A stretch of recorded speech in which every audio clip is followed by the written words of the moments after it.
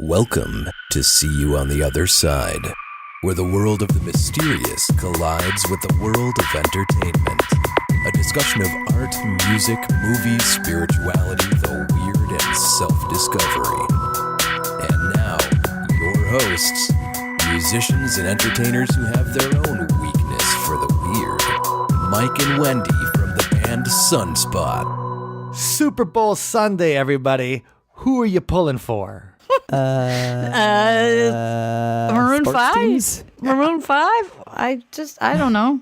I'm pulling for Big Boy from Outkast because I sure do think that he's a talented musician, and I enjoy him. I did just see the halftime show, and I appreciated their paranormal bent by having the meteorite hit the stage in the middle of the performance. That was pretty cool. Big fireball. They did? Did the aliens come out? Well, if you want to call the guy that was singing an alien, sure. Adam That's Levine, I would cool. call him an alien because I find his music out of this world bad.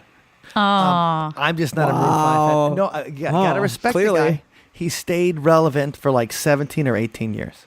You know? Yeah. I actually didn't know they were headlining or, doing the halftime show until today. I haven't heard much chatter about that. Were they like a last minute thing or what?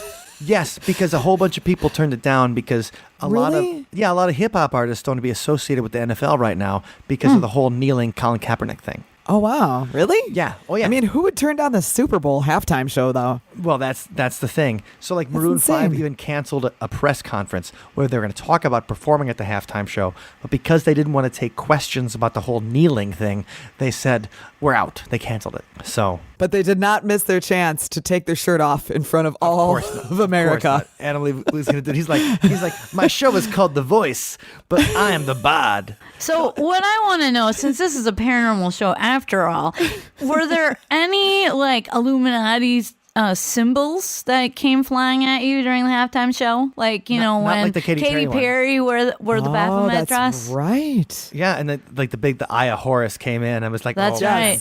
David, And then Left Shark sent a cryptic message with its weird dancing. right, David Icke was pooping his pants. Okay, here's actually why I brought up the Super Bowl. And Back to topic. It's from a story that came out this week that I thought was really interesting. So Tony Romo, you guys might remember, he's a former quarterback at the Dallas Cowboys. And for the past 2 seasons, he's been a commentator for CBS football. The thing is that like during the game, he would like forecast the next play, or he'd talk about like what he thought that the quarterback was going to do. And he kept saying, like predicting it with awesome accuracy. So all over the websites, the sports websites, people were saying, dude, Tony Romo is a psychic. He's awesome. So what happens is that, and this is in the New York Times this week, this is in the Wall Street Journal, after the Patriots-Chief game for the playoffs before the Super Bowl, people were saying, man, Tony Romo keeps on predicting these plays too perfectly. What's going on? The Wall Street Journal goes back in. They study 46 hours of television footage from the past football season to review the 2,599 plays that Romo has provided live commentary for. Okay. They found 72 instances when Romo prophesied what a team was about to do. 68% of the time, he hit. That's Oh, pretty good. man. That's not pretty good. That's amazing. Yeah. The thing is that imagine if we used this kind of scrutiny for psychic stuff. For like when John Edwards says like I talked to your great grandmother or whatever. What's his hit rate? No, that's true. The scrutiny part of it is correct. But the thing is, I don't think it's that amazing because you figure if there's like, he's going to have better than a 50-50 chance because of his experience and his knowledge of football as a sport. Yeah, and Right. 50% puts you at chance already. Yeah. So, I mean, he's going to do better than that. And it isn't like he's 99% correct. I don't know. No, I know that. I'm not saying that Tony Romo's a freaking psychic. Like, I know. But when at first glance, I'm like, oh, wow, it's amazing. But then I thought about it. I'm like, well, yeah, actually, like, they hire people like that so that they can make educated guesses. And Well, I mean, a couple of things, right? They hire people who are super knowledgeable about football. They hire guys like Troy Aikman who've been in the Super Bowl, so that they can say like, here's what I would do in this situation. Right. And they have to be, they have to be on the ball. They have to speak well. Being a commentator isn't the easiest thing in the world. I mean, we think about football players like, hi, I'm a football player. I'm going to give 110%. I would like to thank God. Like the whole thing, like God's sitting there watching a football game and like, you know what? Cowboys are looking good this year. But, right, people on Twitter were calling him Romostradamus. That's awesome. That is so good. Right. So this whole idea that, people were writing about his predictions, and it's more than just a 50-50. Like in football, there's more than just two things. There's hundreds of plays that you can predict. It's more than just running and passing. It's certain plays that he was predicting. And I know that doesn't mean he's psychic. But just the idea that everybody was saying, like, holy crap, Tony Romo is saying, like, he's saying the plays 10 seconds before they do the plays. Wow. And I think it's just he's so well versed in modern football, and he ran those plays, as soon as like 7 or 8 years ago that he was doing them, that, he's such a good commentator because of that.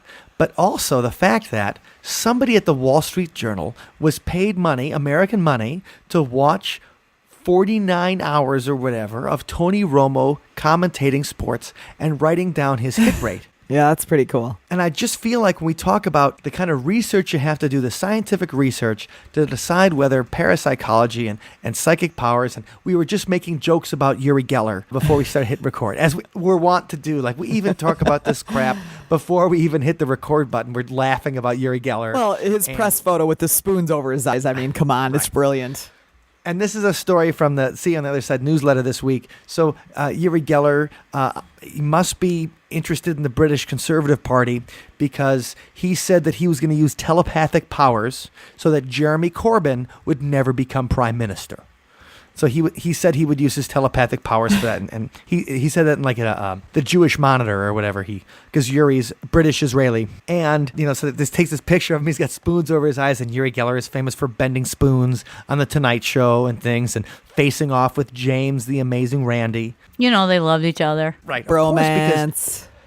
Well, and that's the thing, is because every hero needs a villain. So the psychics needed a villain, like the people who love psychic powers and love the paranormal. We had a villain in James the Amazing Randy, because he's the spoil sport that comes in and says, you're all gonna, like, you're all full of crap.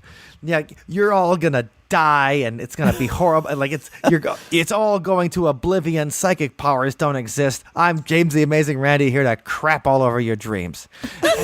And then there's Uri Geller. There's Uri Geller coming out saying, oh, look at me, I bend the spoon. It's so beautiful. Life is beautiful. I love Life everybody. is beautiful. I'm going to resurrect your watches across the world. Right. And the three, we say, work, 1, 2, work. It doesn't. Everybody say work. And I mean, Two sides of a totally ridiculous and stupid spectrum. But the thing is that Uri Geller is such a charismatic. I mean, James the Amazing Randy is a very charismatic speaker and things. And Uri Geller, like, I remember watching him as a kid. Yeah. I think just, oh man, that guy seems like the coolest. Me guy. too. Like, I want to hang out with Uri Geller. And Michael Jackson did, right? He's like, I want to hang out with them. I remember hearing him on Art Bell and him telling us all to put our broken watches on the radio so that he could say work, and we could all say it together, and then all the people calling into Art Bell and saying that it worked. And I was like, this is so cool. Right. I'm like, Yuri's for real. I just baby. drank He's it. real. Yes. You just drank it in. I did. I was like, man, this you is drank the so Kool-Aid, great. the Uri Kool-Aid. It was so convincing. But that's the thing, is that, Uri Geller, we needed the kind of skepticism that they gave to Tony Romo and the Romostradamus that the Wall Street Journal did. And so, they're going to do that for the Super Bowl because it's the biggest television event of the year. It's the biggest sporting event in America every year. And so people are going to, they're going to take the time to do that study, a silly study for a Wall Street Journal article about the Super Bowl. But yet when people make extraordinary claims, extraordinary claims require extraordinary evidence, right? Yes. And so it's like when Uri Geller would go on the Tonight Show and he couldn't bend the spoon. And you can watch it on YouTube and it breaks your heart. Like even Tony Romo could bend the spoon. You want him to Yuri. win. You just want him to win. Yeah, because you wanted psychic powers. We all want psychic powers to be real. And I know that colors are the way we research things, but I feel like if you don't want psychic powers to be real, you're just a boring Richard Dawkins. Well, yeah. We pick on Richard Dawkins a lot, but that's because Allison and my father like reads his books, and like he'll come in, and when mom's talking about church, he'll be like, what a load of crap. Well, but the other thing is, all right, he saw that exorcism of Emily Rose, and he's like, oh my God, the devil's real. Don't you remember that? And then, Oh yeah. just a few years ago, he's like, oh my gosh, guys, we took him to some psychic fair, or I did, as I want to do. And because I wanted to get my We're aura talking about our photographed. father, not Yuri Geller. Yes, my father. Thanks Our for clarifying. father. Not Yuri. I'd save my adventures with him for the weekend. So, so we took Not my the same. dad to this thing, and he got this pamphlet about crop circles, and he's like, "Did you see this, Allison?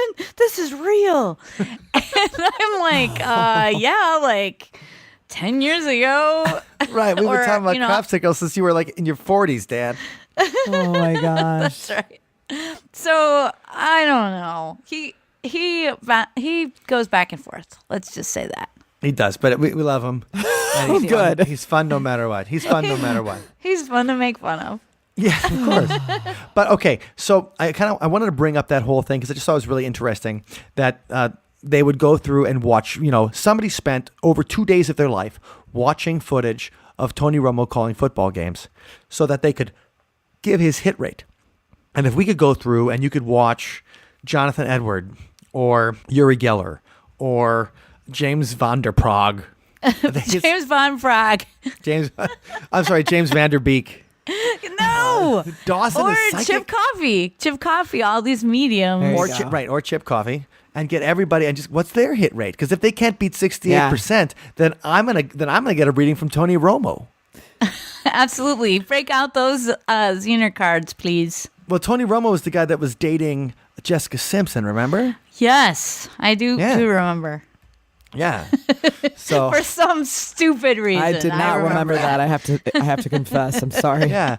Well, I don't care in the least. Why is that occupying any space in my brain, Mike? because celebrities got a celebrity, and we got to talk about it on the show. All right. Moving Speaking on. of celebrities. Moving on real quick. I kind of wanted to mention something that I thought was interesting based on our conversation in the last episode, where we talked about the guy that drove through the security gates at the Nevada National Security Site. Remember that? We had the Right. discussion Oh on- my goodness. Yes. Yeah, Okay. well, we still don't know what that's all about. And didn't he have like a cylinder or something that he was Right. brandishing? He had a hand percussion and he was shaking it at a very irregular rhythm. So that's why they tackled him. He had a shaker, and the cops are like, "We will not take 7-8 on this site," and they popped him. They do not do irregular time signatures at the Nevada National Security. No, But has there been a press release well- since last week with any additional yes, information? there has okay. been. So I mean, we go over this in the show notes a little bit. So maybe 2 hours after we talk about it on the podcast, they released the guy's name. And it's Nikhilio Dwayne Graves. He's a 27-year-old from Iowa. And I immediately, it was really as I was writing the show notes, they released the name. So immediately the first thing I do is I look him up on Facebook to see his Facebook profile and everything. He's a black guy. He's got a lot of cartoon stuff, a lot of comic book things. His name is Kilo the Conqueror and stuff. He's into this stuff called ops gear, which is combat style clothing. He's got a picture of an AK-47, maybe some rap pictures with him looking like a tough guy, which doesn't seem weird because, Wendy, I'd say from our musician friends, we know 1,000 people who take tough looking pictures and stuff like that and put them on Facebook. Oh, yeah. Yeah, absolutely. So, I was just picturing the media saying, Nikhilio Dwayne Graves was a young thug from Iowa. Yeah, Mike, we even have press photos of us with bullets across our chests. And That's right. That's right. We had the whole thing. We've got a post-apocalyptic press photo where we got weapons and things. I wanted to look him up real quick before they took down the information. And I just wanted to see, because the thing is, a lot of times when something like this happens or any kind of crime happens, they'll jump on, they'll look at somebody's social media, they'll put up the incriminating pictures. He also had a picture him and his nephew where he's hugging him and things and seems like a nice guy. So Right, he's a human being, and human beings Yeah. have several different sides to them. Sure. You know, he's got a whole change.org petition that he signed about something about like letting nonviolent offenders out of prison. And his, like, when he signed the petition, it said like, well, I don't want other people to miss their father their whole childhood like I missed mine. Wow. You read that and you're like, man, this guy was a human. He was popped. So what was it? Why did he go in? Was he trying to learn secrets? Did he want suicide by cop kind of thing? By Yeah. And it looks like he did go to jail in 2015. That's where I found some legal records of that, and that's kind of where his Facebook ends in like 2014, 2015. You see that he had some kind of misdemeanor or some like lighter felony. He went to jail. But the thing is, I felt like nobody blows the security gates and stuff. And so our Patreon member, Chuck Martin, who wrote a great book about Stranger Than Fiction with true stories that he experienced as a military person and a law enforcement officer himself. You know, he wrote in, he's like, you'd be surprised how many times people blow the gates at secure sites. And he's like, it's something that's happened that he knows about personally, that he experienced in the military. And, you know, he didn't kill anybody or those guys didn't get, shot and stuff.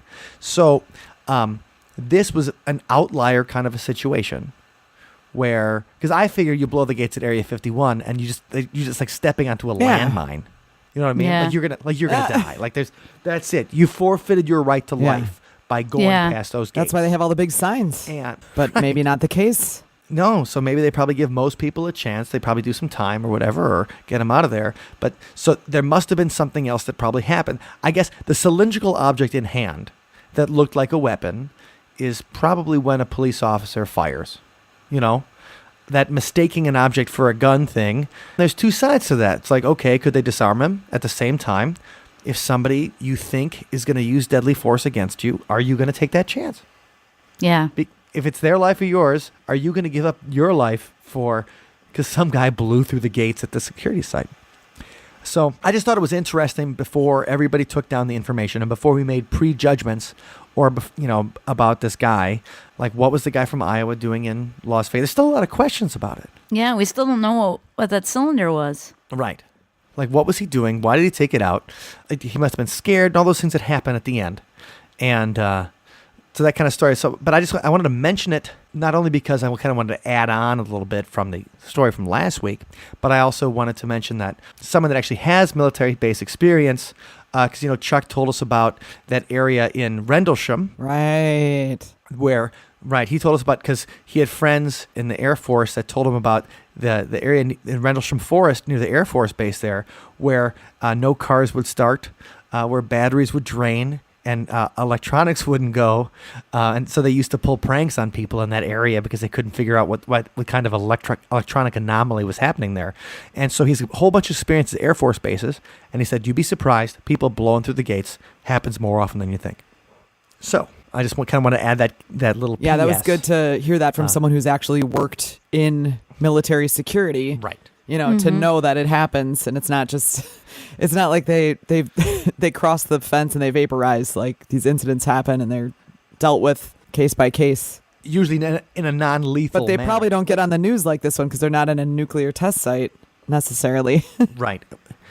Such a famous area where so many bombs went off. And, the thing is, like, my experience with secret military bases kind of starts and ends with Warehouse 13. So, Yeah. right. Not actually a source. Yes, you can't use fiction, unfortunately, in your bibliography. So I just wanted to mention it. I thought it was interesting. I wanted to continue the story that we talked Yes, about and thanks, last Chuck, week. for letting us know about that, too. Appreciate it. Yeah. Yeah, thanks, Chuck. Right on, brother. All right. So continuing weird news that happened this week. All right, I got to start with this because I've been thinking about this. Well, all week long, I've been thinking about this because when you turn on Netflix, the first thing that comes up, and when you turn on Netflix, they show you a preview of whatever's kind of trending at the time. And so this week, the preview is for Conversations with a Killer, the Ted Bundy tapes, which features audio recordings from dozens of hours of death row interviews with Ted Bundy, the serial killer, that happened in 1989. And reporters Stephen McLeod and Hugh Ainsworth wrote a 1989 book called Ted Bundy, Conversations with a Killer. And obviously, true crime dramas are hotter than hell right now. Yeah. And they have been. Because you guys remember The Making a Murderer taking place in Manitowoc? Mm-hmm. And The Jinx on HBO, where they caught the killer on the actual show. And I just finished That's watching that amazing. series finally. So now I'm in on it now. Oh, you Yes. did? Okay. Yeah. And really, when you get to that last episode, because we had to wait each week when it would come out in like 2014 or maybe being 2015. And when you get to the last episode, you're like, oh, like, holy crap. Right. And since it was a few years ago, I had to look it up right away and find out, like what the heck happened. But anyway, it's a great series. If you haven't checked it out yet, I recommend it highly. It's fascinating. And just, the psychology there is quite I don't want to incredible. spoil the Jinx because the Jinx is too new. And I've been watching on Oxygen the Smiley Face Killers. Is it good? It is surprisingly. These retired detectives, I'm surprised about just how likable they are and how believable they are. And Well, if some they of the weren't likable, they wouldn't get a show. Like Oprah Well, wouldn't have been like, I know, you get a show and you get a show. They're like, he's kind of a jerk, but I guess we'll give him Absolutely. a show.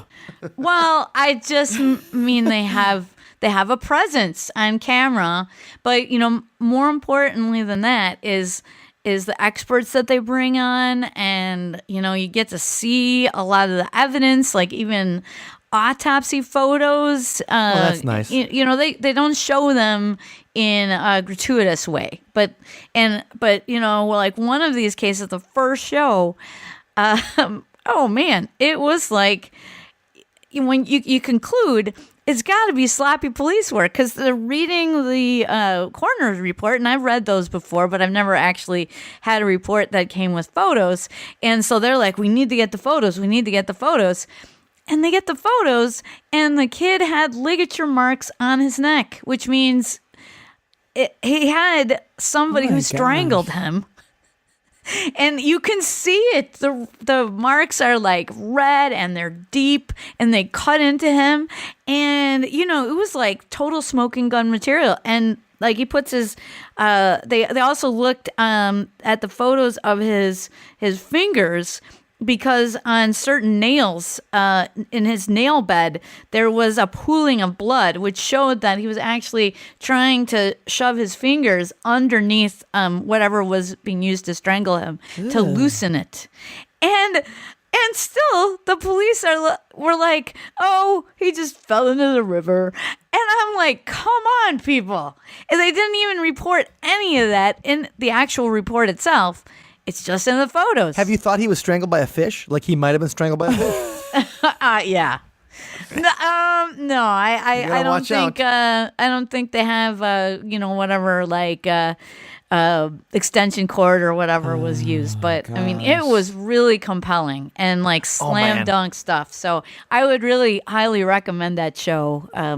We're to episode 3 now, so I'm getting excited to maybe even watch it after our podcast tonight. That's great. I'm glad to hear that it's good. I can't wait to check it out. That is great. Yeah, it is compelling. So going back to talking about when you watch Netflix, the first thing that comes up is Conversations with the Killer, the Ted Bundy tapes, right? And if you guys don't remember Ted Bundy, I feel like I don't want to talk about his greatest hits, but Ted Bundy was a serial killer who operated mostly in the mid-1970s, and he was originally from Vermont, but then he went to college at the University of Washington, and basically like a complete, like the kind of sociopath. He didn't feel things the same way we did.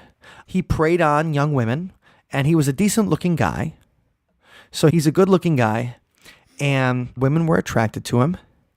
And so what would happen is he would get close to him, maybe date him for a little bit, and then he would kill him. And so he eventually confessed to 30 different murders. Wow. In several different states, Washington, Oregon. One time, like he entered an apartment and bludgeoned a sleeping woman to death. He would kill the women. Sometimes they'd be unconscious for days, and he'd lock them in places, and he'd come back, sexually assault them until they died. He would even sexually assault the bodies after they were dead. So he had a particular thing about killing women. That was his his MO, and raping them before or after death. So, serial killer, sicko, necrophiliac. But when people talk about him, they'd say that, well, he's a really charming guy. Mm-hmm. I mean, people, like, oh yeah, he's a really nice guy. Like, he was the last person that you would suspect because socially he wasn't awkward. Like, when you think about a serial killer, you think about somebody that's maybe their hair is disheveled.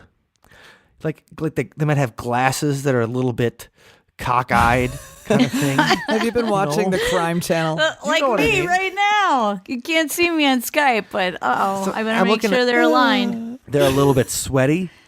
So I'm looking at Allison in Stop the looking Skype. at me again and describing a little Allison, bit sweaty, disheveled hair. You just might be a serial killer. Yeah. The thing is, and Ted Bundy, why he even make more news is that June 7th, 1977, they caught him, but he's being transferred from between two different county jails.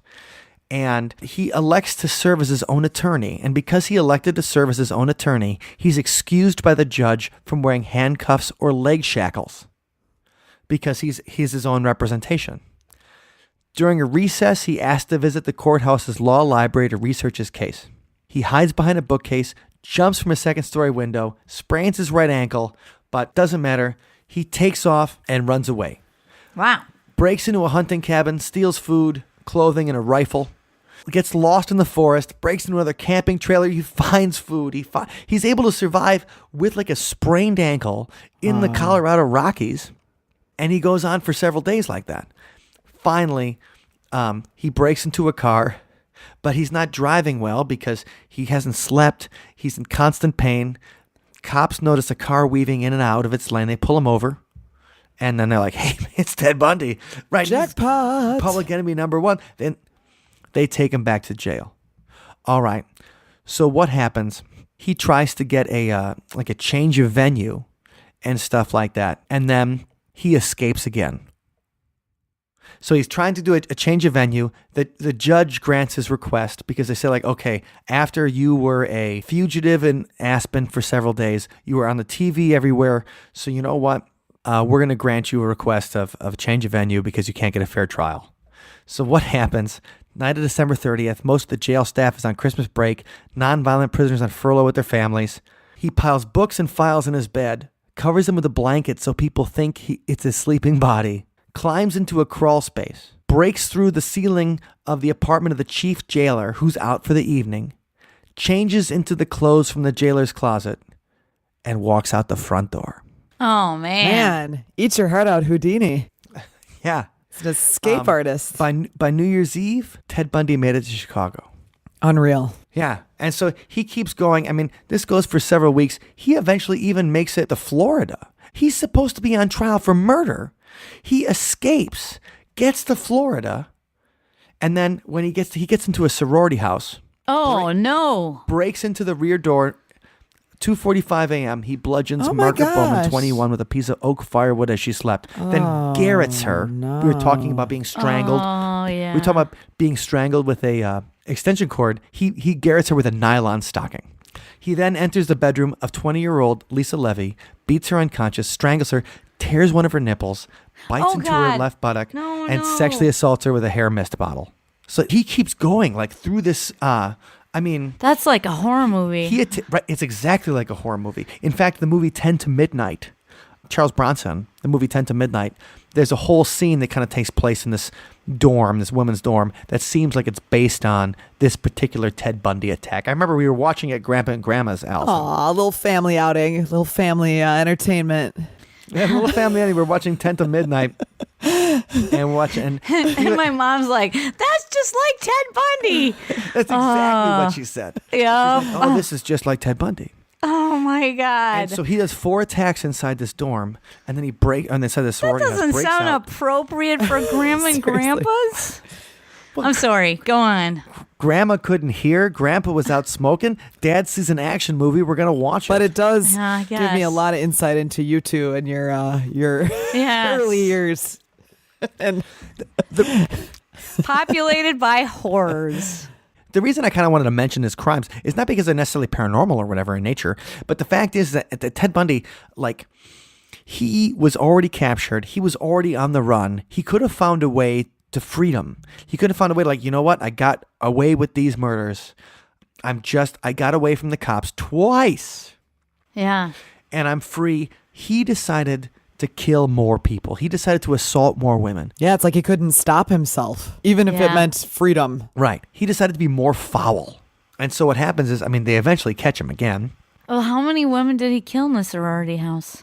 Well, there were 4 attacks in the sorority house. And I can't read here that he killed anybody.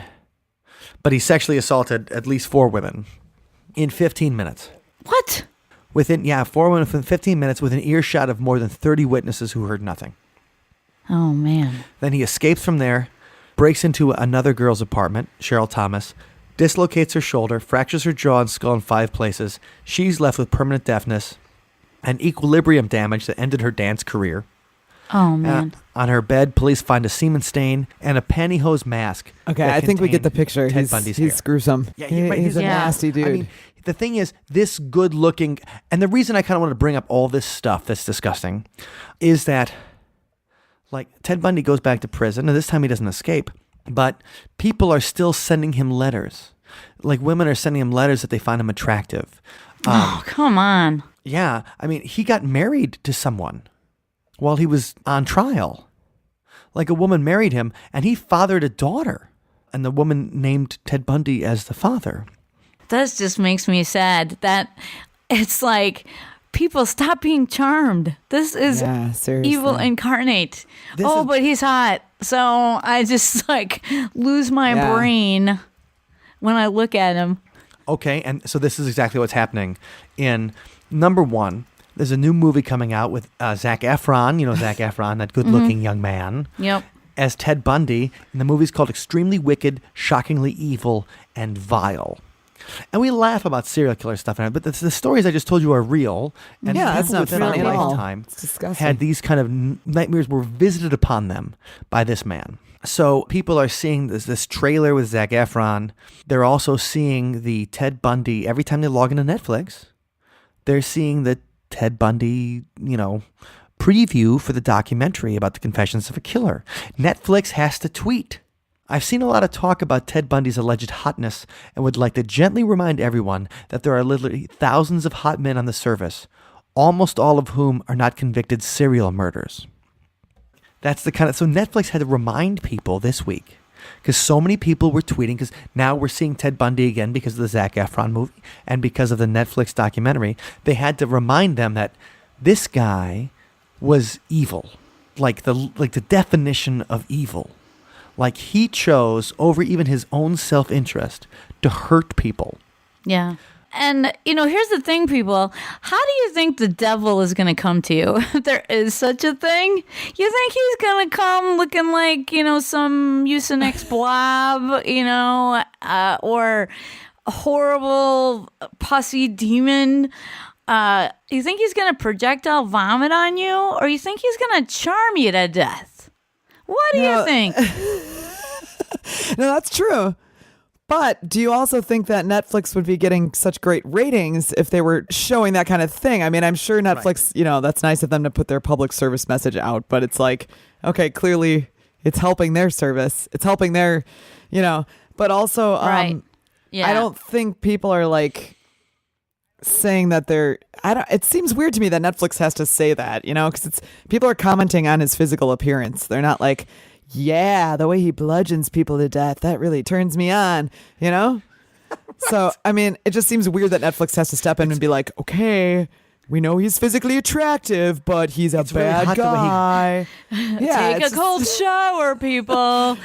Yeah. It's really hot the way he garrots women's necks with nylons. But Mike, like what you were saying, when he was in prison, women were still writing to him, trying to throw themselves at him, and somebody even married him and, fathered a child, had a child with him. And the thing is, conjugal visits weren't legal in that particular prison, but conjugal visit means you have sex with the prisoner. Thank you. But conjugal or if you haven't watched any show with prisons. Right.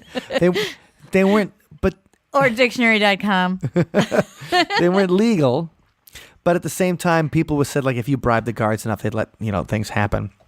couple of things interesting about Ted Bundy beyond the fact that this week, and the thing is, I had because even my wife was like, Ted Bundy, oh, I can see why women would think he was attractive, but the whole murdering thing makes him disgusting. Well, that's how he got into sorority when he was on the run. I mean, where does he go?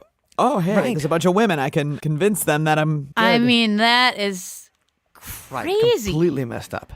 That There's he found a sorority house. two interesting things about Ted Bundy I found in the research. Number one was a Snopes.com article that I'd never seen before.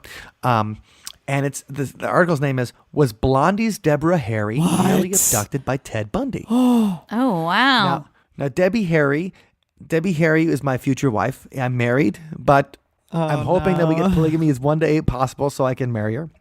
So here's a newspaper account from 1989 that says, the way Debbie Harry recounts the story is absolutely frightening. The rock singer, best known for her work in the post-disco new wave band Blondie, was just trying to hail a cab. I was trying to get a cab on the Lower East Side of the Village in New York, and it was kind of late, Harry said. This was back in the early 70s. I wasn't even in a band then. I was trying to get across town to an after-hours club. A little white car pulls up and the guy offers me a ride. So I just continued to try to flag a cab down, but he was very persistent and he asked where I was going. It was only a couple blocks away and he said, I'll give you a ride. I got in the car. It was summertime, but the windows were all rolled up. She got into the car? Rookie mistake. Come on. This is Debbie Harry in like the Come early on, 1970s. Debbie Harry. She was probably high.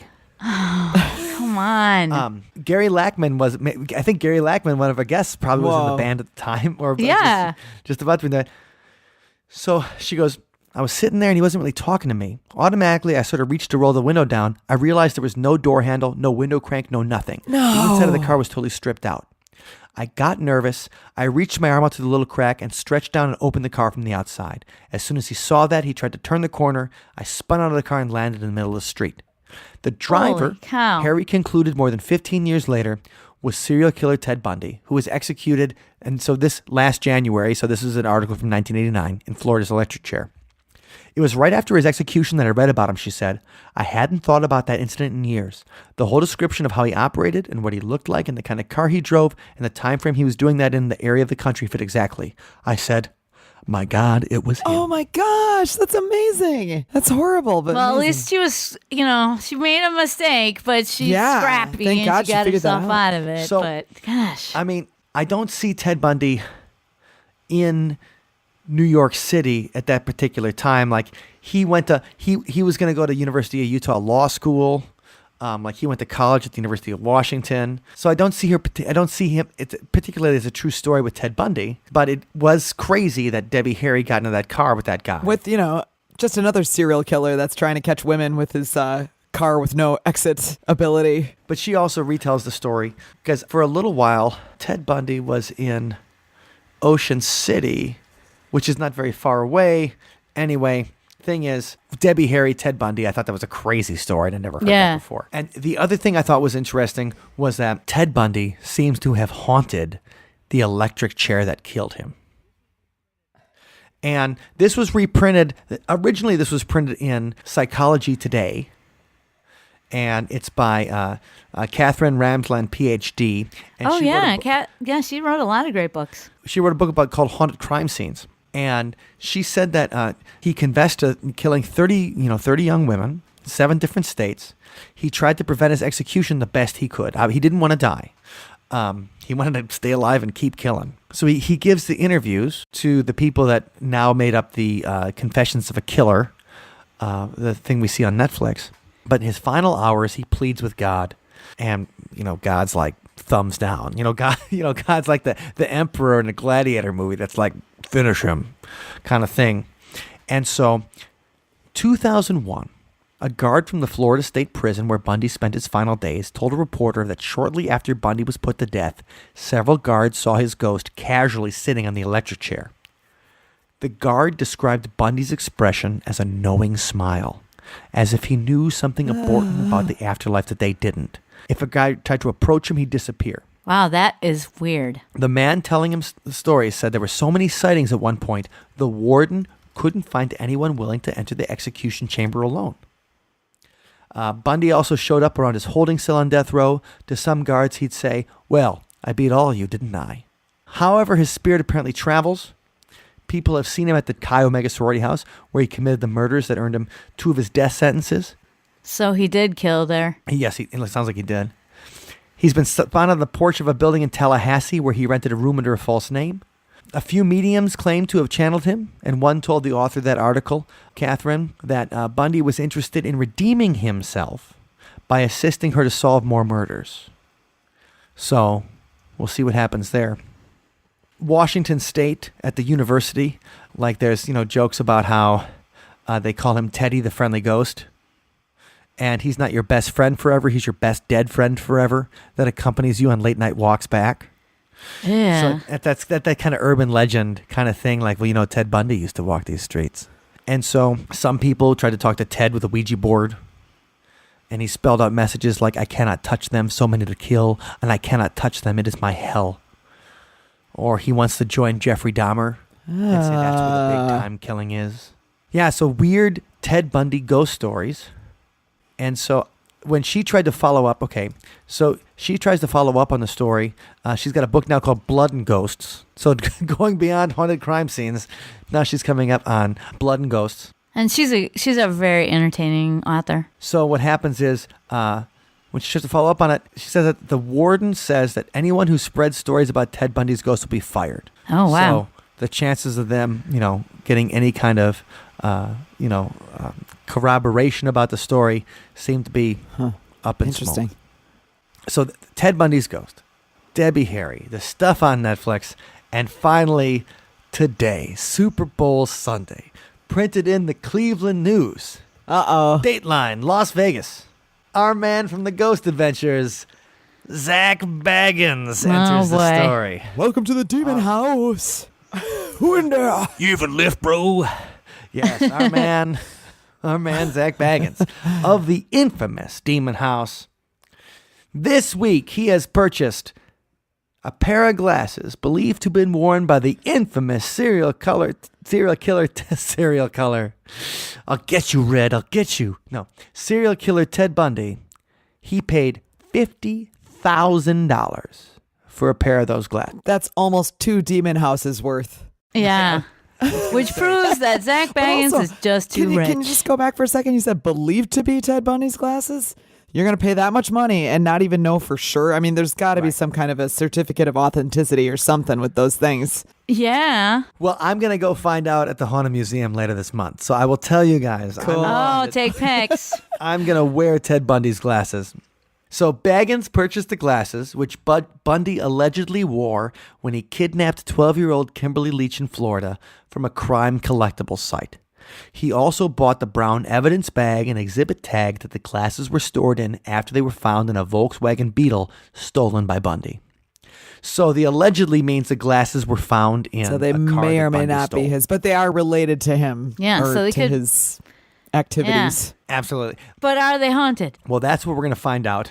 Yeah. Is it going to be sight unseen? Like when he bought the Demon House, it's like, sight unseen. I just knew that this place was so haunted with so many demons. And I could make a real quality movie out of it. But, I just, I can see, like, if you wanted to purchase the electric chair, the haunted electric chair. But I it's not like you're going to wear the glasses, like he will sometimes wear glasses to try to look intelligent.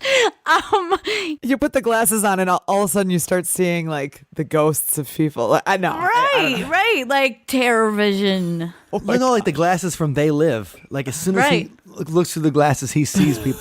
He sees like, I see dead people now, man. I see dead people, brother. I can't imagine. Everything I think of Zach Baggins, I think about talking like Hulk Hogan. Like it'd be so much cooler if he's like, oh man, let me tell you about the Demon House, man. Well, really quickly though, We should suggest that. if you haven't heard our song Demon House from the episode we did about that movie, please check out the show notes at othersidepodcast.com/234. And we will make sure that there's a link to the YouTube video with that because you might enjoy it. Yeah, because the thing is, who in there? Because the thing about the Demon House is that he even said that it messed with his eye. Right. And that he had remember he had like cataracts or And then he had to wear those special from his night in the Demon special House. Coke bottle And glasses. that's why he has to wear the glasses. Bingo. The only thing that can cure Zach Baggins' demon-infested vision is Ted Bundy's alleged glasses. That's why you bought him. Some kind of witch's brew, like Eye of Newt and Wing of Bat and Ted Bundy's glasses. Put them in a big cauldron and mix it around. And about 10 front squats, man. Anyway, I know we bust Zach Baggins' balls, but they're just so much fun to bust. Yep, that's right. So that's what I thought was the most interesting thing I saw this week. And really what inspired this was the press release that came out today. This is what our news has become. Hey, Maroon 5's playing the Super Bowl. Hey, Zach Baggins buys Ted Bundy's glasses. Yeah. Well, it was an interesting deep dive into the Ted Bundy history. Yeah, I didn't realize there was so much paranormal. No, I haven't either. And I mean, I'm kind of curious to watch that series now. I don't know if you guys have at all watched any of it, but I haven't yet. But I might have to check at least the first episode out and see. I'll pass. I'm still in the middle of the second I season of hate serial Handmaid's killers. Tale. I've got to make it to the end of The Handmaid's Tale before I can get to the next thing. So that's enough. so dark. Handmaid's Tale's enough misery porn for me. Well, So. speaking of witchcraft. Speaking of misery porn. Yes. No. Speaking of witchcraft and, boiling up Ted Bundy's glasses with some Eye of Newt, we have some recent news. Apparently, Doreen Virtue, once a New Age purveyor of the so-called Oracle Divination Tarot deck, has changed her tune. She has now become a born-again Christian. What? Yeah. So Okay. All right, then. So Doreen Virtue has completely done a 360 here and changed her tune regarding the New Age. So she's this New Age beacon of wishy-washiness, and now is saying that everything that she once espoused is a way to let demons into your life. So she's a born-again Christian. She's saying, like, now you should just give up everything, give everything to God. And, She regrets her past. right. And she is now coming up against everything. Crystals, divination, even drumming circles, she thinks. Okay, that's She it. thinks That's her- where I draw the line. I can see know, right? I can see being against drumming circles like it's a crime against here we good go. taste. Come on. Against God, I think God's fine Yeah. with drumming circles. Yeah, so... Like he lets Ted Bundy go around. Do you think he cares about drummers? yeah, Come what I on. think is... Sorry, Allison.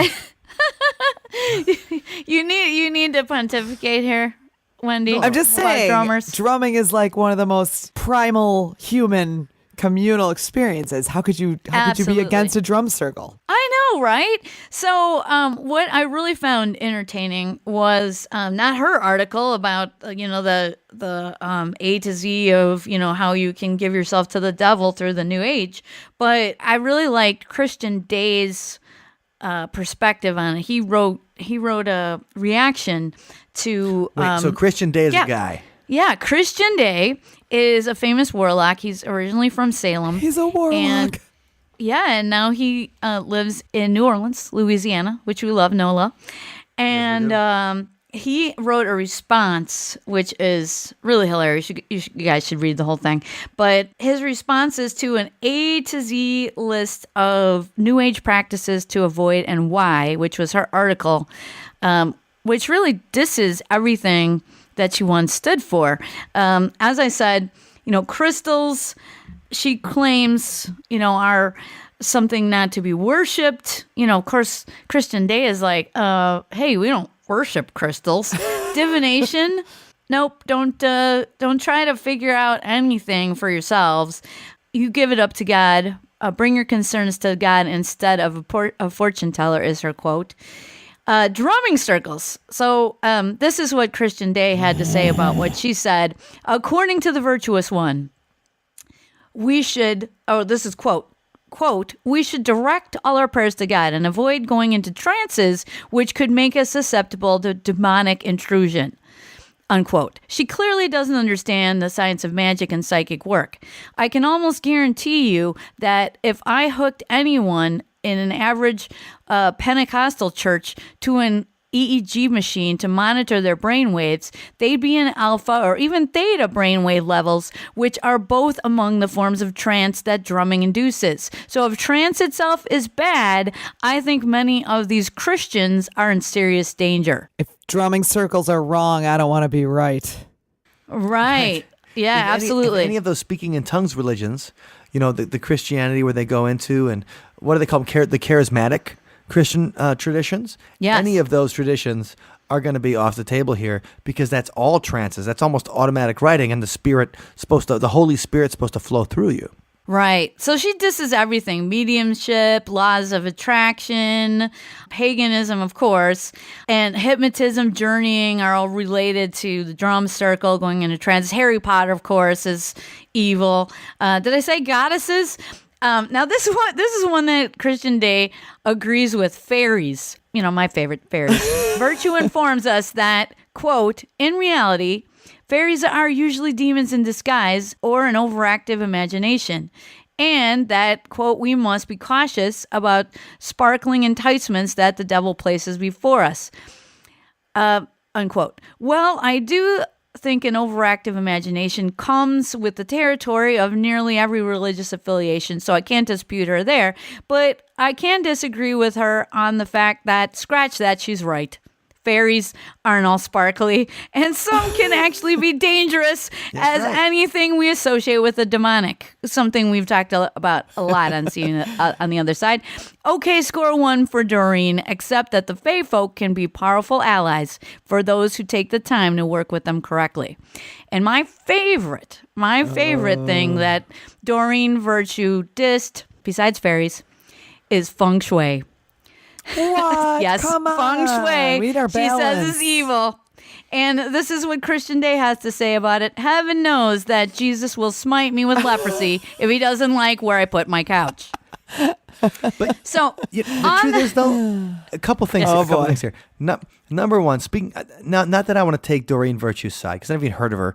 Nor have I heard with the warlock named Christian Day. And is her last name really Virtue? yes. Well, she probably Who changed knows? her name. Do you think his name's really Christian? Like between Okay. Christian Day and Doreen Virtue, it's the battle of the pseudonyms. It really is. But so the one thing I wanted to mention, number one, is hypnotism being of the devil. Because that our magician friend, David Parr? Mm-hmm. We shouldn't mess with hypnotism, man, because this is not a stage act. It can really change your brain. So I can see where people be warned about hypnosis. The thing is, so if you guys were watching the Super Bowl at all today, you know that CBS had after the Super Bowl, they were having a show called The World's Best. And it was like a talent show kind of thing. And so they got this thing called Hypno Dog.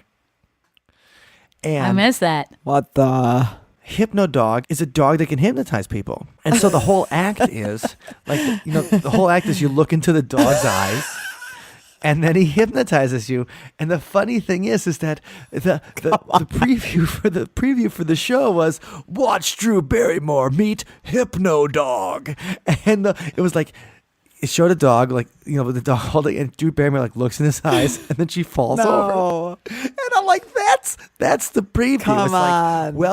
Welcome to the world of idiocracy. Drew Barrymore gets hypnotized by Hypno Dog. Is it dangerous for me to look this up on YouTube? Am I going to get hypnotized by watching a video of Hypno Dog?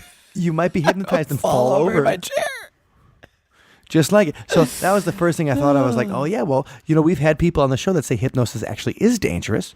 And now we've got Hypno Dog making Drew Barrymore pass out, one of our beloved starlets pass out. Oh, no. Oh, he's cute. Well, I don't think David Parr was attesting that it's dangerous. I think Maybe he just thought saying, Hypno Dog was dangerous. Yeah, maybe. Or that it's just it's a powerful tool. And you should be careful how you use it. I think his point to me in private conversations has been, that's a violation that stage magicians are perpetrating, when they hypnotize you and have you, balk like a chicken. They're eliminating your free will. Right. So he has a problem with that because he says it's really happening, that people's will is being compromised. No, I understand. And Drew Barrymore's will is being compromised as we speak.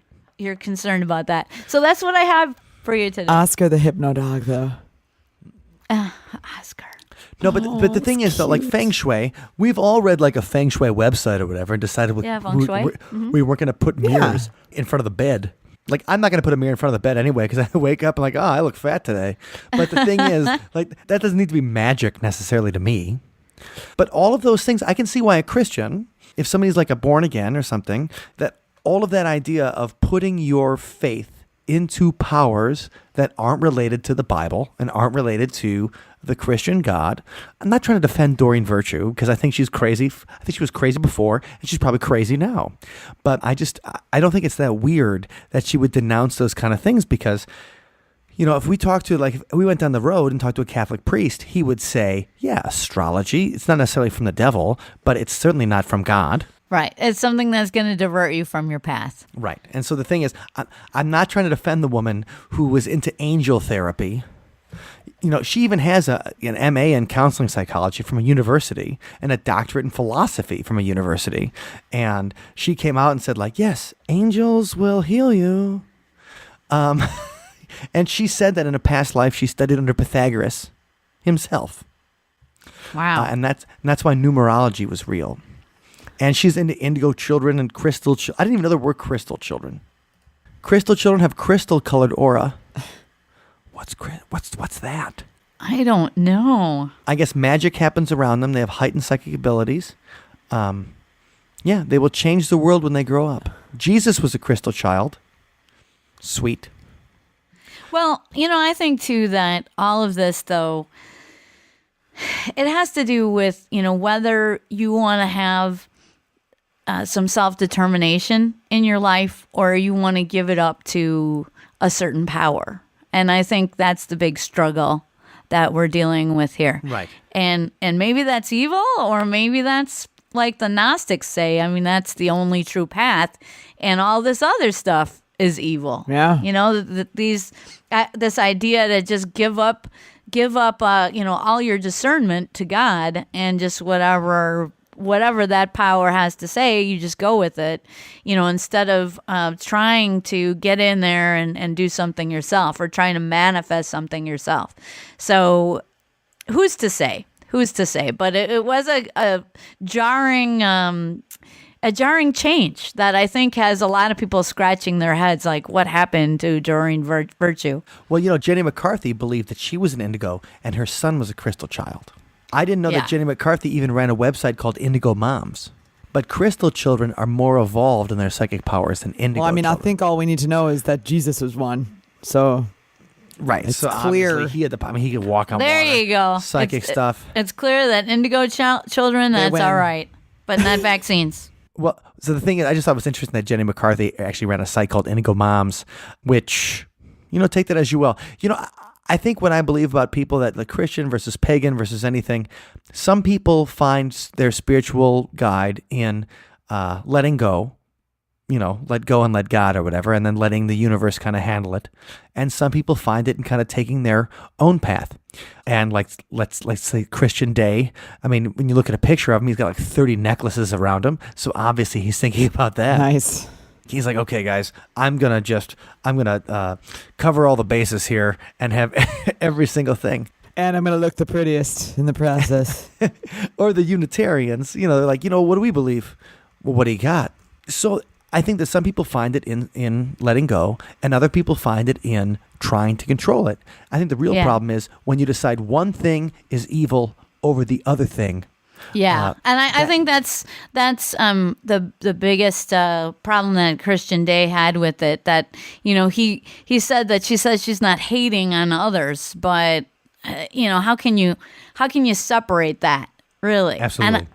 And I remember too, like, you know, growing up and taking catechism classes, because Mike and I grew up Catholic, and you know, one of the lessons I remember is having, you know, the teacher got you know, the kids together and is like, okay, you guys are the Hindus, you guys are the Jews, you know, et cetera, et cetera. Welcome and to then hell. you guys are the Christians, and then you know, I'm God. So the Christians were the closest to God, and everybody else was like orbiting God on the borderlands, in the hinterlands. So I mean, that's offensive on on a lot of levels, I think. And I think we just should be open and, agree to disagree. Sure. With Doreen Virtue. Right. Well, you know what? I'm gonna agree to disagree on Indigo and Crystal Children because I think it all sounds like New Age Bullet to me. But everybody on their own. All right. So I gotta say that the song for this week, we're thinking about it. If Zach Baggins buying Ted Bundy's glasses in the Demon House is the best example of, well, hunting ghosts and afterlife research, would you even want to come back if the only person you could talk to was Zach? Oh, that's horrible, Mike. And that is a nightmare right there. That's kind of the basis of this and week's song. And he's like, call me Hollywood. He puts on Ted Bundy's I'm like, glasses send me see. to the abyss. Send me to the abyss. Zach is one of the few people actually listening, though. So, if you're on the other side and you're trying to communicate with somebody, you might not have a lot of choices. I'm just saying. Oh, that's just sad. But the song this week is just the idea of if those are the kind of people you're going to have to talk to, and you're pretty much going to spend the afterlife alone. So this week's song is called I Don't Want to Be a Ghost. You can find it on the show notes at othersidepodcast.com/234, or you can find it in the Spotify playlist on See You on the Other Side. Now, this last Thursday, Wendy, we had a great time talking to our Patreons, didn't we? Oh, yeah. It was a hoot. It was definitely a hoot. And we talked about our favorite latest paranormal stories, that feedback from every show, ideas for new shows, and those are the kind of things we would like you to be involved in. So if you're listening right now, please visit othersidepodcast.com/donate so we can spend more time together. We're going to have bonus stuff coming up for you, and we have a chance to get to know you and get to know what kind of stuff that you would like to see on the other side. Yeah. Wendy, any special shout outs? Well, absolutely. We need to shout out to one of our wonderful Patreon members, Dr. Ned, who supports us at a level where he gets this individualized, customized, specialized shout out every single week. And Ned, you're truly wonderful. You come to all of our shows in Madison and in this area, and your support means a lot to us. So thank you so much. And thanks to everybody who supports us through our Patreon community. And thank you, dear listener, for tuning in. I hope you have a great week. Check out the show notes at othersidepodcast.com/234. Thank you for listening to today's episode. You can find us online at othersidepodcast.com. Until next time, see you on the other side. You're all full of crap. Yeah, you're all gonna die, and it's gonna be horrible. Like it's all going to oblivion. Psychic powers don't exist. I'm James the Amazing Randy, here to crap all over your dreams. Oh my gosh, that's amazing. That's horrible, but amazing.